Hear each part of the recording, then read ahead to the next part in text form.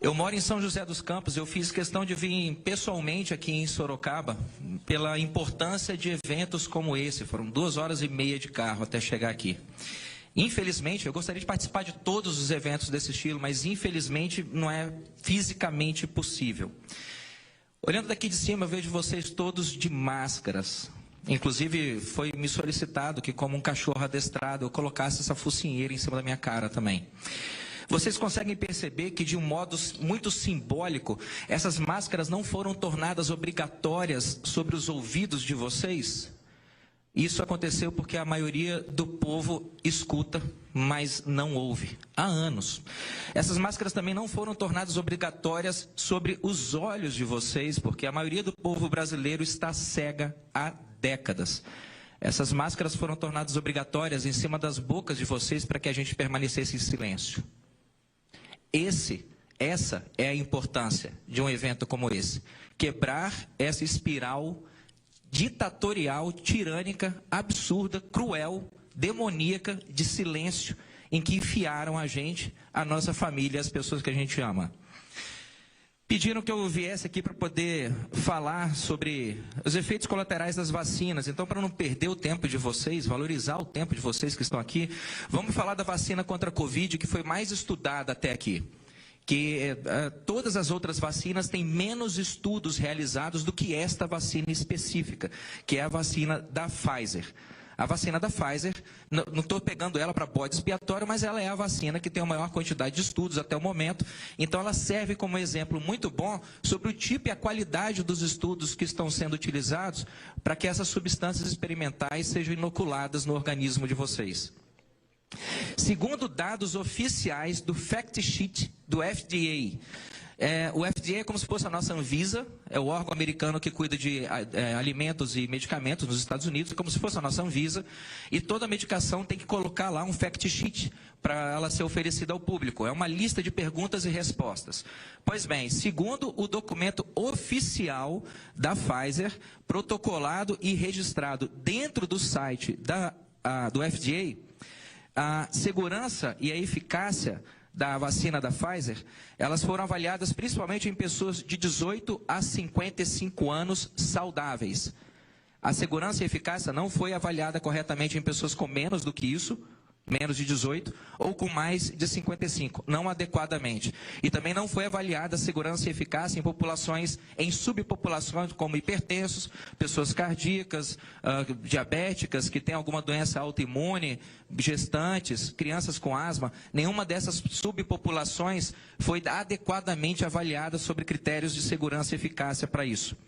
A vacina da Pfizer, que é a vacina mais estudada que nós temos, vocês sabem quanto tempo que a Pfizer declarou que a proteção, entre aspas, que essa vacina oferece, quanto tempo essa proteção dura? Ninguém sabe. A própria Pfizer colocou na bula da vacina que eles não sabem quanto tempo essa proteção dura. Vocês acham o que a Pfizer colocou com relação se a vacina dela, que é a vacina mais estudada do planeta, essa vacina protege contra a doença assintomática? Segundo dados oficiais da Pfizer, ninguém sabe. Segundo os dados oficiais da Pfizer colocado na FDA, a vacina da Pfizer, ela evita a transmissão do vírus? Segundo dados oficiais da Pfizer colocado no site do FDA, ninguém sabe. Os dados estão lá para quem quiser ler. Pouquíssimos estudos de segurança foram feitos envolvendo gestantes e pouquíssimos estudos de segurança e eficácia foram realizados em pessoas com mais de 65 anos de idade. É curioso porque as pessoas com mais de 65 anos de idade representam mais de 80% dos óbitos por Covid. Se nós queremos evitar a mortandade causada pelo vírus, que ela existe, não é tão grande quanto a mídia vende para vocês, mas essa mortandade existe, a gente deveria priorizar justamente o grupo de maior risco, que são idosos, não crianças e adolescentes. Os idosos respondem, maior de 65 anos, mais de 80% dos óbitos pela doença em muitos países. Crianças e adolescentes, me acompanha com a mãozinha aí para vocês poderem contar o zero. Crianças e adolescentes representam por 0,002 a 0,0007% das mortes por Covid. Exatamente porque a gente quer enfiar essa vacina nas crianças, mas não fez estudo adequado na população mais idosa. Segundo os dados da própria Pfizer, a vacina mais estudada do mundo, A avaliação da dose de segurança da vacina, ela foi realizada em 318 pacientes com idade acima de 18 anos e acompanhados por apenas 2 meses. É assim que você avalia a segurança de uma vacina que você quer aplicar em 8 bilhões de seres humanos, vacinando 318 pessoas com mais de 18 anos e acompanhando eles durante 60 dias?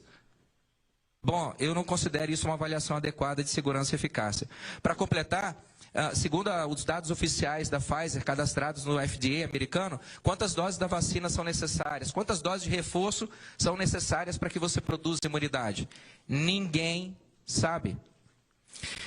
Essas vacinas contra a Covid, elas são tão experimentais, que a gente não sabe nem quantas doses são necessárias. Se você não sabe nem quantas doses do remédio são necessárias e nem qual é a posologia daquele remédio, os efeitos colaterais que aquele remédio pode causar no curto, médio e longo prazo, eu não chamo isso de remédio, eu chamo isso de experimento. E estão querendo colocar vocês, seus filhos e seus pais no meio desse experimento. A autorização para uso da vacina da Pfizer em adolescentes a partir de 12 anos de idade, ela foi emitida após o estudo de fase 1 e 2, considerando que vacinas para segurança são 4 estágios. Eles fizeram avaliação de 2 estágios em 1.131 adolescentes que foram acompanhados durante 2 meses.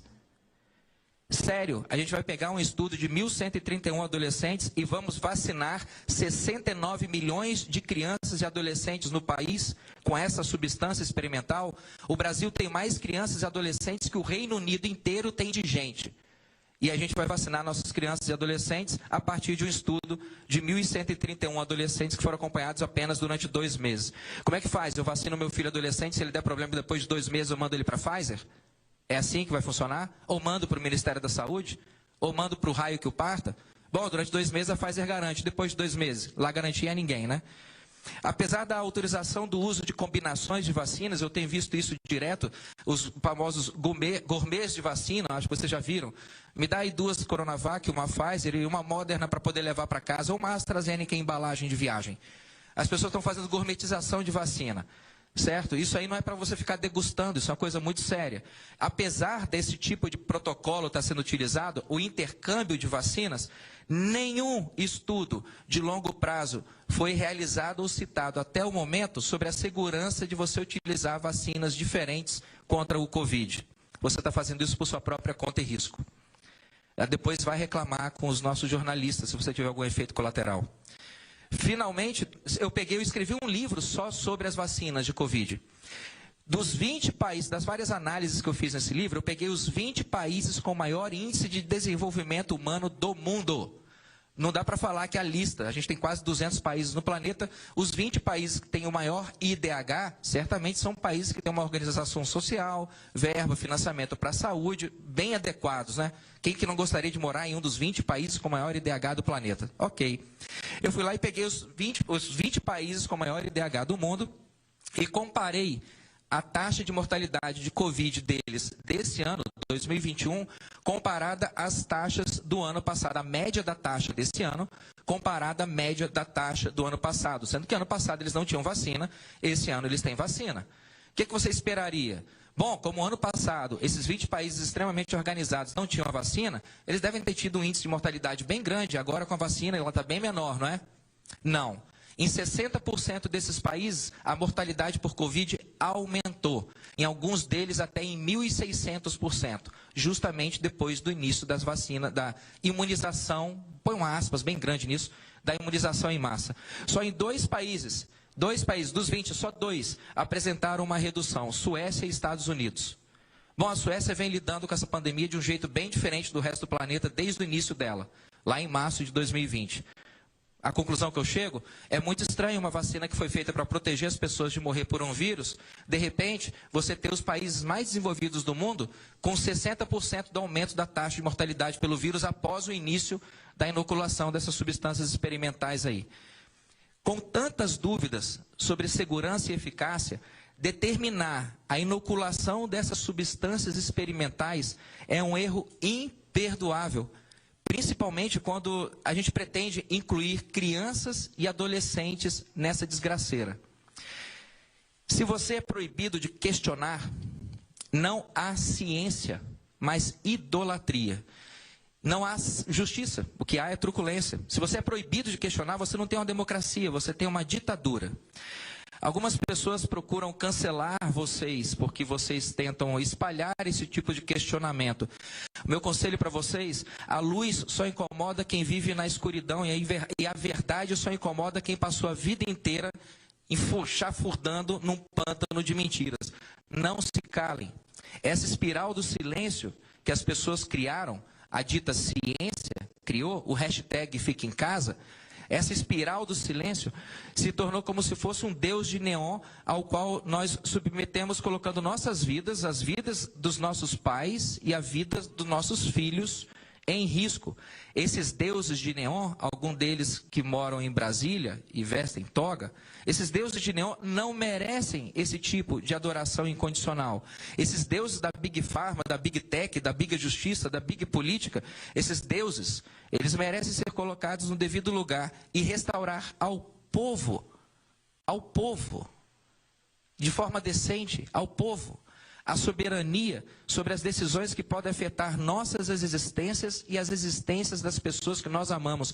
A soberania sobre essa decisão nunca vai caber a terceiro, ela é nossa, por um princípio moral, divino e de pura decência. Eu peço que vocês não se enganem, finalizando, a gente não está aqui, todos vocês aí que estão segurando cartazes e as pessoas que estão acompanhando a gente nas redes sociais, os vereadores que convocaram essa audiência, a gente não está lutando para evitar que uma tirania socialista se implante no Brasil. A gente está lutando para se livrar da tirania socialista que vem assolando nós brasileiros há tempo demais. Obrigado.